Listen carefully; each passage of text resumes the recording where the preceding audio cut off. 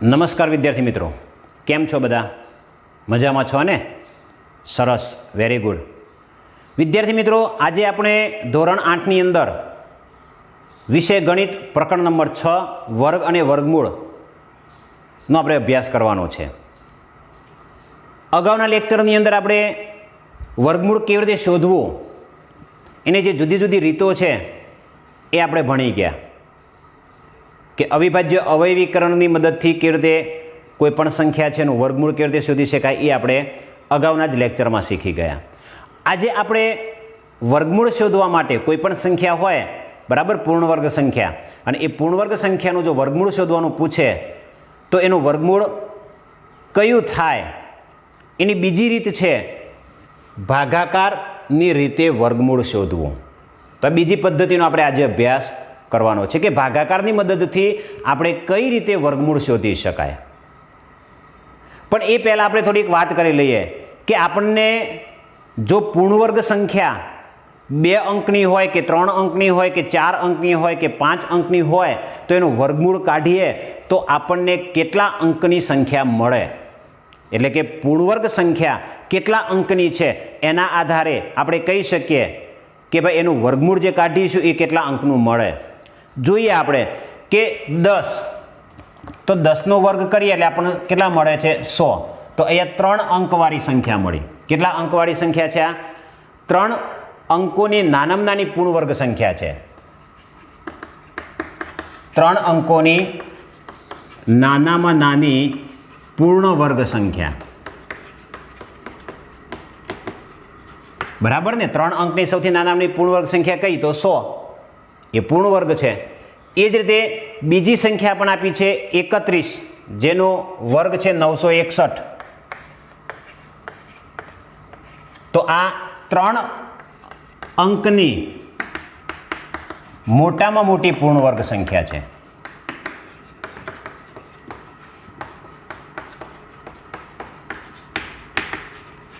આના પછી 3 અંકની મોટી પૂર્ણવર્ગ સંખ્યા ન આવે, કારણ કે 32નો વર્ગ કરો એટલે 4 અંકની સંખ્યા થઈ જાય. ત્યાર પછી આપણે જોઈએ તો 32 જોઈએ. જો 31 પછી 32 આવે તો 32નો જ્યારે વર્ગ કરવામાં આવે છે ત્યારે આપણને 1024 મળે છે, જે 4 અંકની સંખ્યા છે. જુઓ, 1024. તો આ 4 અંકોની નાનામાં નાની સંખ્યા, નાનામાં નાની પૂર્ણ વર્ગ સંખ્યા.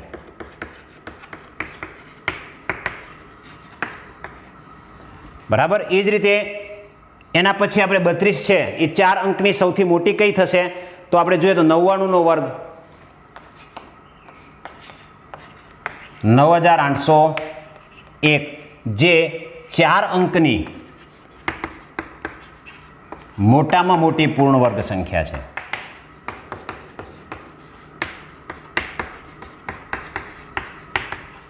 તો આ રીતે વિદ્યાર્થી મિત્રો આપણે 100નો વર્ગ કરીશું તો આપણને 5 અંકની સંખ્યા મળે, નાની, બરાબર ને? તો અહીંયા તમે જોઈ શકો છો કે ભાઈ 100નું વર્ગમૂળ કાઢવામાં આવે તો 10 મળે, 961નું વર્ગમૂળ કાઢો તો 31 મળે, 1024નું વર્ગમૂળ કાઢો તો 32 મળે, અને 9801નું વર્ગમૂળ કાઢો તો આપણને 99 મળે છે. બરાબર. એટલે તમે જોઈ શકશો કે 32થી નાની જે સંખ્યાઓ છે એ બધી જ નો જ્યારે વર્ગ કરવામાં આવે તો આપણને 3 અંકની જ મળે. 32 કરતાં મોટી હોય અને 99 કરતાં નાની હોય એ બધી સંખ્યાઓનો વર્ગ કરવામાં આવે તો 4 અંકની જ મળે. અને 99 સુધી 99 કરતાં મોટી સંખ્યાઓ લેવામાં આવે તો એ 5 અંક અને 5 અંક કરતાં મોટી પૂર્ણવર્ગ સંખ્યાઓ મળે છે. તો અહીંયા તમે જોઈ શકો છો કે પૂર્ણવર્ગ સંખ્યા, જે પૂર્ણવર્ગ સંખ્યા જે આપણને આપી છે એ કયો અંક છે, કેટલા અંકની બનેલી છે? 3 અંકની. એનું વર્ગમૂળ કાઢીએ તો વર્ગમૂળની સંખ્યા કઈ મળે છે? 2 અંકની. એ જ રીતે આ પણ 3 અંકની છે, એનું વર્ગમૂળ કાઢવામાં આવે, એના વર્ગમૂળની સંખ્યા કેટલા અંકની છે? તો એ પણ 2 અંકની છે. તો આ જે છે એ એકી સંખ્યાઓ થઈ. અહીંયા 2 અંક છે, સોરી, 3 છે, બરાબર, 3 અંક છે, અહીં 3 અંક છે, બરાબર ને? એટલે 3 અંકની સંખ્યાઓ છે એનું જો વર્ગમૂળ કાઢવામાં આવે તો આપણને 2 અંકની સંખ્યા મળે.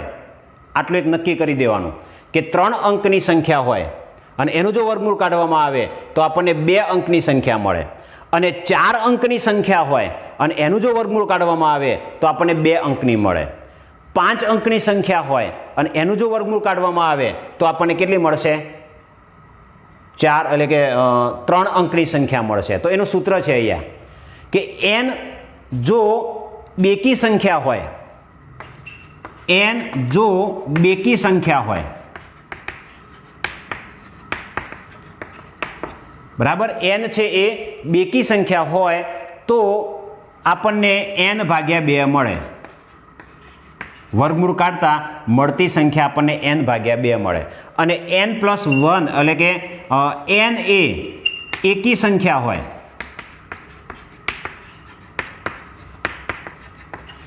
n છે એકી સંખ્યા હોય તો આપણને જે સંખ્યા જે વર્ગમૂળ મળે છે એ કેટલા અંકોની બનશે?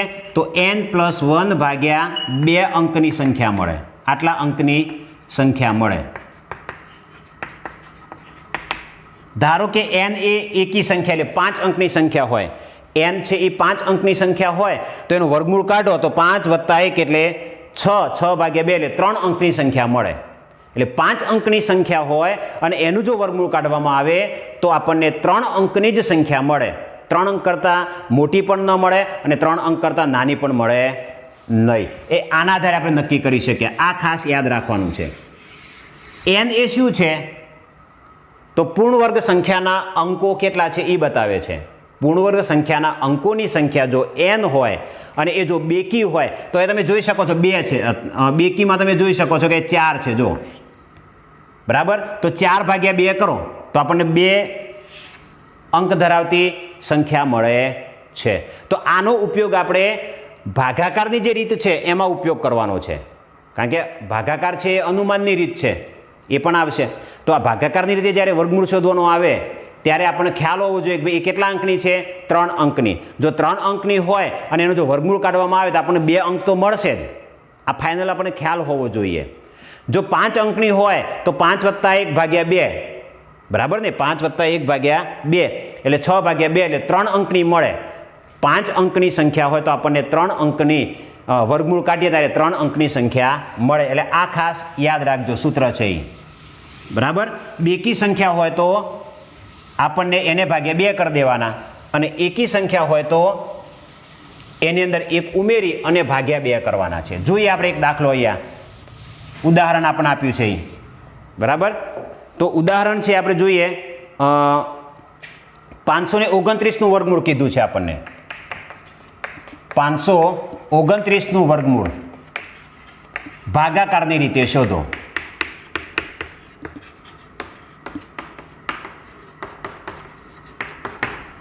ચલો, અહીંયા આપણે 529નું વર્ગમૂળ શોધવાનું છે અને એ પણ ભાગાકારની રીતે શોધવાનું. શું કરીશું?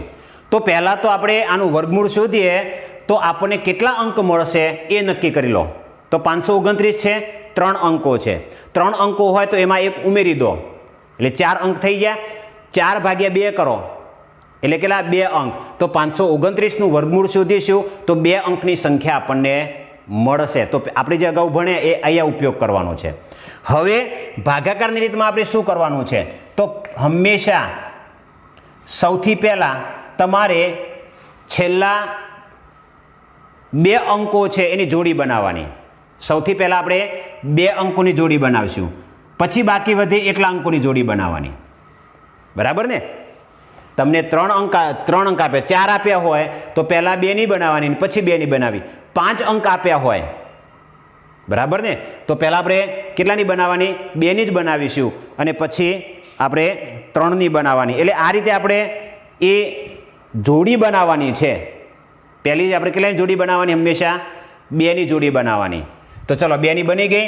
તો ચલો પહેલાં 5 છે તો અહીંયા આપણે કેટલા વડે ભાગ ચલાવીશું એ શોધવું પડે. તો અહીંયા 5 એ કઈ 2 સંખ્યાના વર્ગની વચ્ચે આવે? કઈ 2 સંખ્યાના વર્ગની વચ્ચે આવે? ચલો, 1 નો વર્ગ, 1, 2 નો વર્ગ, 4. તો 1 અને 4 ની વચ્ચે નથી આવતી. આ 5 છે એ 1 અને 4 ની વચ્ચે આવે? ના આવે. 3નો વર્ગ કરો, 3નો વર્ગ 9, તો 5 એ 4 અને 9ની વચ્ચે આવે છે. જો 2નો વર્ગ 4, 5 3નો વર્ગ 9, તો 4 અને 9ની વચ્ચે 5 આવી જાય. તો કેટલા વડે ભાગ ચલાવીશું? તો આ બંને સંખ્યામાંથી સંખ્યા નક્કી કરવાની. એ બંનેમાંથી નાની સંખ્યા કઈ છે? 2. તો 2 વડે ભાગ ચાલે. તો કેટલા વડે ભાગ ચાલે એ નક્કી કરવા માટે શું કરવાનું? તો અહીંયા તમને જે સંખ્યા આપી હોય 5 એક જ અંક છે, તો 5 એ કઈ બે સંખ્યાના વર્ગની વચ્ચે આવે એ નક્કી કરવાનું. તો 5 જોઈશું તો આપણે 2નો વર્ગ અને 3ના વર્ગની વચ્ચે આવે. એમાં નાની સંખ્યા કઈ? તો 2. તો 2 વડે ભાગ ચલાવવાનો છે. તો 2 વડે ભાગ ચલાવો તો 2 દુ 4, બાદબાકી કરો એટલે 1 વધે. હવે શું કરવાનું? હવે આપણે આ 29ની જોડી બનાવી છે, આખા 29 નીચે ઉતારી દેવાના. 29ને આખા નીચે ઉતારવાના અને આ જે 2 છે એના ડબલ કરવાના. અહીંયા જે સંખ્યા આવે છે એના બમણા કરવાના. અહીંયા 2 છે તો 2ના બમણા કરી દેવાના. શું કરી દેવાનું? 2ના બમણા. તો 2ના બમણા કેટલા થશે? 4 અને અહીંયા ખાલી જગ્યા મૂકી દેવાની. 2ના બમણા 4 અને અહીંયા શું કરવાનું? ખાલી જગ્યા મૂકી દેવાની. હવે એ ખાલી જગ્યાએ એવી સંખ્યા પસંદ કરવાની છે આપણે કે જેનાથી બનતો આખો અંક બને. અહીંયા જે અંક મૂકો એટલા વડે જ આનાથી બનતી આખી સંખ્યા વડે ગુણાકાર કરવાનો. જો સમજાવું તમને અહીંયા કે 4 છે એની જગ્યાએ જો 1 મૂકવામાં આવે તો 4ની જગ્યાએ 4ની બાજુમાં 1 મૂકો એટલે 41 થઈ ગયો. 4ની બાજુમાં 1 મૂકવાથી 41 થયો. તો 41ને 1 જ વડે ગુણવાનો. જે સંખ્યા અહીંયા મૂકો એટલા વડે ગુણાકાર કરો અને જવાબ 129 આવે છે કે નહીં ચેક કરો. તો અહીંયા નથી આવતો, 41 જ મળે છે. તો અહીંયા 2 મૂકીએ અને 2 વડે ગુણાકાર કરવાનો. અહીંયા તમે જે સંખ્યા મૂકો એ સંખ્યા વડે ગુણાકાર કરવાનો. તો 2 મૂકો એટલે 42 થાય. 42નો 2 વડે ગુણાકાર કરો તો કેટલા થશે? 84.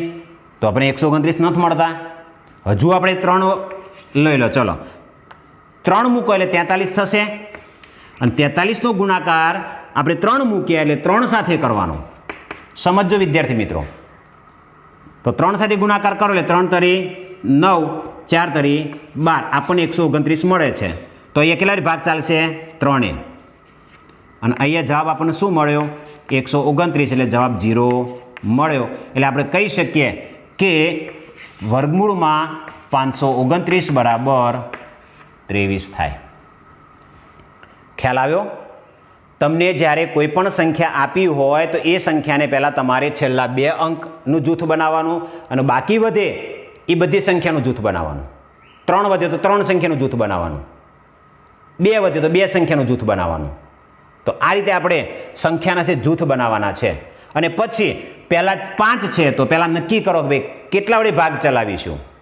એવું નથી, ધ્યાન રાખજો કે અહીંયા 2 જ વડે ચાલે, પણ નક્કી કરવાનું છે આપણે કે 5 એ કઈ 2 સંખ્યાના વર્ગની વચ્ચે આવે.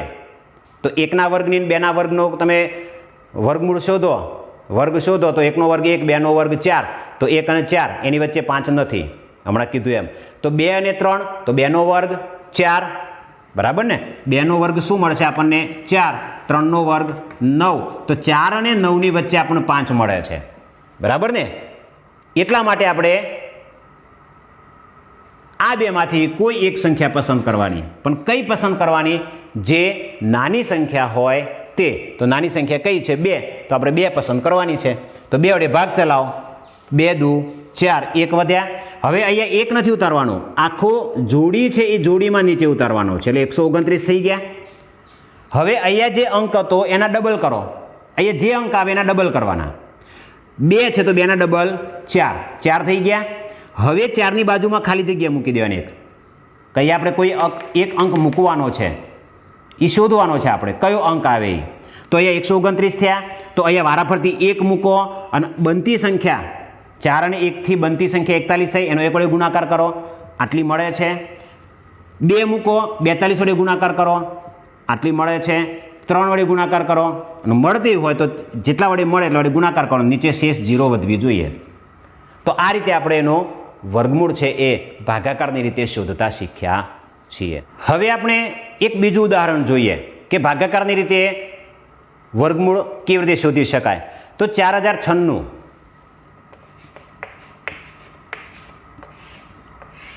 ચલો શું કરશું વિદ્યાર્થી મિત્રો, તમે કહો. 4096 છે તો શું કરવાનું? સૌથી પહેલાં સરસ, સૌથી પહેલાં શું કરવાનું? છેલ્લા બે અંક છે એનું જૂથ બનાવી દેવાનું અને બાકી જે વધે અંકો એનું જૂથ બનાવવાનું. તો ચલો છેલ્લા બે અંકો 96 અને પછી જે વધ્યા એ 40. હવે કેટલા વડે ભાગ ચલાવવો આપણે એ નક્કી કરવાનું છે. 1 વડે ચલાવવો, 2 વડે ચલાવવો, 3 વડે ચલાવવો, એ આપણે ભાગ કેટલા વડે ચલાવવો એ નક્કી કરવાનું છે. તો એ નક્કી કરવા માટે 40 એ કઈ બે પૂર્ણવર્ગ સંખ્યાની વચ્ચે આવે? આ 40 છે એ કઈ બે પૂર્ણવર્ગ સંખ્યાની વચ્ચે આવે? તો આપણે ક્રમશઃ વર્ગ કરતા જઈએ કે ભાઈ 1 નો વર્ગ 1, 2 નો વર્ગ 4, 3 નો વર્ગ 9, 4 નો વર્ગ 16, 5 નો વર્ગ 25, 6 નો વર્ગ 36, 7 નો વર્ગ 49, 8 નો વર્ગ 64. હવે તમે જોઈ શકો છો કે જે વર્ગ મળ્યા એ કયા બે વર્ગની વચ્ચે 40 આવશે? તો તમે જોઈ શકો છો કે 36 અને 49. બરાબર ને? 36 અને 49 ની વચ્ચે કયા આવે? 40 આવે, વચ્ચે સંખ્યા આવી જાય. તો આમાંથી આપણે આ બેમાંથી કોઈ એક સંખ્યા પસંદ કરવાની. કઈ પસંદ કરવાની? હા, નાની હોય તે સંખ્યા પસંદ કરવાની. કઈ? નાની. તો નાની સંખ્યા કઈ છે? 6. તો આપણે અહીંયા કેટલા વડે ભાગ ચલાવીશું? 6 વડે ભાગ ચલાવીશું. તો પહેલાં આપણે 6 ભાગ ચલાવીએ. બરાબર? તો 6 ભાગ ચલાવો તો 6 ગુણ્યા 6 કેટલા થવાના? 36. કારણ કે 6 વડે ભાગ ચલાવવાનો જે 40 કરતાં વધવા જોઈએ નહીં. તો 6 ગુણ્યા 6 એટલે 36, બાદ બાકી કરી લેવાની આની. 10 માંથી 6 જાય તો 4, અહીંયા 3 વધે, 3 માં 3 જાય તો 0. હવે આ બંને સંખ્યાઓ અહીંયા નીચે લાવવાની. 96 તો 96 નીચે લાવી દેવાના.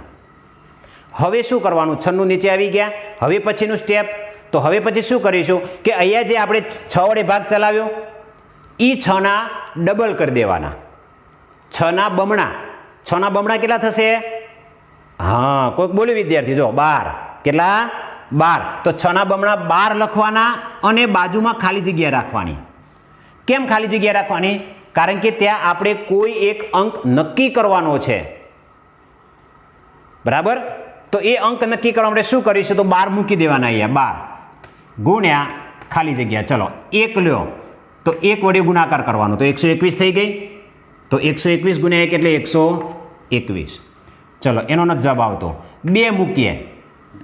અહીંયા 12 ની છે એની જગ્યાએ 2 મૂકે એટલે 122 થાય. 122 નો આપણે કેટલા વડે ગુણાકાર કરવાનો? 2 જ વડે. જેટલા મૂકે એટલા 2 વડે. તો 2 દુ 4, 2 દુ 4 ને 2 એકા 2, 244 આવે છે. આપણે 496 જરૂર છે. 103 મૂકીએ એટલે 23 થશે. અહીંયા તમે 3 મૂક્યા તો 3 વડે ગુણાકાર કરવાનો. તમે જેટલા અહીંયા મૂકો અને જે સંખ્યા બને એ જ સંખ્યા વડે 3 નો ગુણાકાર કરવાનો. તો અહીંયા 3 મૂક્યા તો 3 વડે ગુણાકાર કરો. તો 3 તરી 9, 3 દુ 6, 3 એકા 3 નથી આવતા. 4 મૂકીએ આપણે તો અહીંયા ખાલી જગ્યામાં 4 મૂક્યા તો 4 વડે ગુણાકાર કરવાનો. 4 મૂક્યા તો 4 વડે ગુણાકાર કરો. ચલો 4 ચોક 16 નો છગડો. બરાબર? 4 ચોક 16 નો છગડો વધી 1. 4 દુ 8 ને 1 9 અને 4 એકા 4. તો અહીંયા 496 કેટલાય મળે આપણને? જો 4 વડે 4 મૂકવાથી આપણે તો અહીંયા 4 મૂક્યા, સંખ્યા 124 બની અને એનો 4 વડે ગુણાકાર કર્યો એટલે 4 વડે ગુણાકાર કરવાનો છે અને તો આપણને 496 મળે છે. એટલે જવાબ 0 0 0 થઈ ગયો. ખ્યાલ આવી ગયો? તમે 1 મૂકો તો 1 વડે ગુણાકાર કરો. 1 મૂકવાથી કઈ સંખ્યા બની? 121, એનો 1 વડે ગુણાકાર કરો. 2 મૂકવાથી 122 બની, એનો ગુણાકાર 2 વડે કરવાનો. જે સંખ્યા મૂકો અને જે સંખ્યા બને, જે અંક મૂકવાથી જે સંખ્યા બને એટલા જ અંક વડે પાછો ગુણાકાર કરવાનો. 4 મૂકો તો 4 વડે ગુણાકાર કરો. 4 મૂકવાથી 124 થઈ અને 124 નો 4 વડે ગુણાકાર કરો તો 496 આપણને મળી ગયા. તો આપણે 4 વડે ભાગ ચલાવવાનો છે.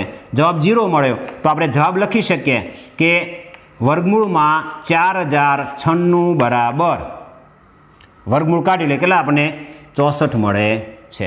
તો આ તમારે રીત, આ બધી રીત લખવાની જરૂર નથી. આ રફ કામ છે તમારું.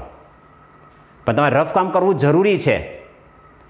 એટલે પરીક્ષામાં તમારે આ સીધો દાખલો લખવાનો, પણ રફ કામ તમે કર્યું હશે તો જ તમને ખબર પડશે. બરાબર ને? તો ખ્યાલ આવી ગયો તમને કેવી રીતે દાખલા ગણવાના છે? તો એ પ્રયત્ન કરો, તમને આપેલા છે એ તમે જાતે પ્રયત્ન કરજો. Thank you.